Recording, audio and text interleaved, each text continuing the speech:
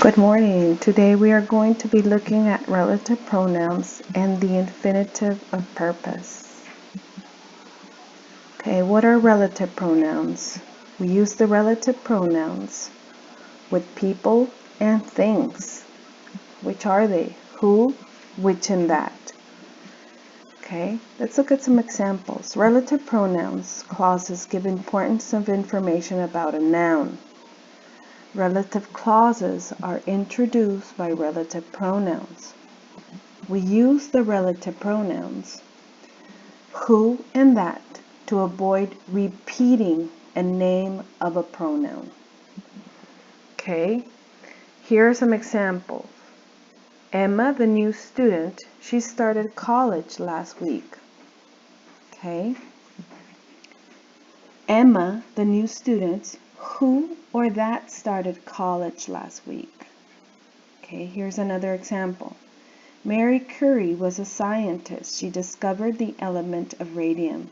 Okay, Mary Curie was the scientist who or that discovered the element of radium. This is my new tablet.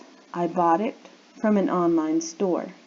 This is my new tablet, which or that I bought from an online store. Okay, remember these are used to avoid repeating the name or a pronoun. Okay, when else can we use it? Okay, we use the relative pronoun which with animals and objects. Okay, here's some more examples. The birds which you have just seen come from South America. This is the camera which Mo Lee used to take pictures on my vacation. Radium is an element which is radioactive. Okay, and also in questions, is that the book which you got from the library? Okay, we also use the relative pronouns that with people, animals, and objects. We usually use that in informal spoken or written English. Okay, here are some examples. Harry is the man that we met yesterday. Okay, that is the cafe that is open until 10 p.m. These are the cookies that my mom made. Okay, is Daniel the player that scored the most goals last season? Okay, just remember that relative pronouns are used with people. Okay, we can use who and that, and things, which and that. Okay, let's go ahead and look at some other examples. Relative pronouns who, which, and that are used to refer to people. Okay, which is used to refer to animals or things. And that can refer to people, animals, or things. Okay. Here are more examples. Helen is the girl in my school. Who or that, because we are referring to the girl who won the dance competition. Okay. Ronald Amused was one of the first explorers. Who or that reached the North Pole. An iPod is an electronic device which is very popular.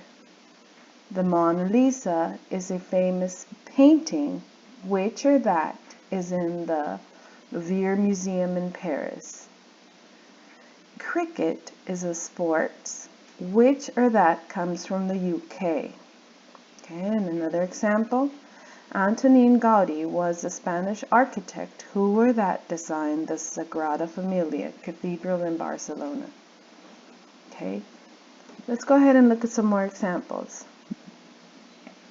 Okay, these are joining the sentence with who, which, and that, the relative pronouns. The example, the Eiffel Tower is a famous monument, which or that is in Paris. Okay. Harper Lee is an American writer who or that wrote To Kill a Mockingbird. Watson and Crick were the British scientists who or that discovered DNA. Another one. The wheel was an important invention. Which or that changed the world? Okay, remember the relative pronouns who, which, and that.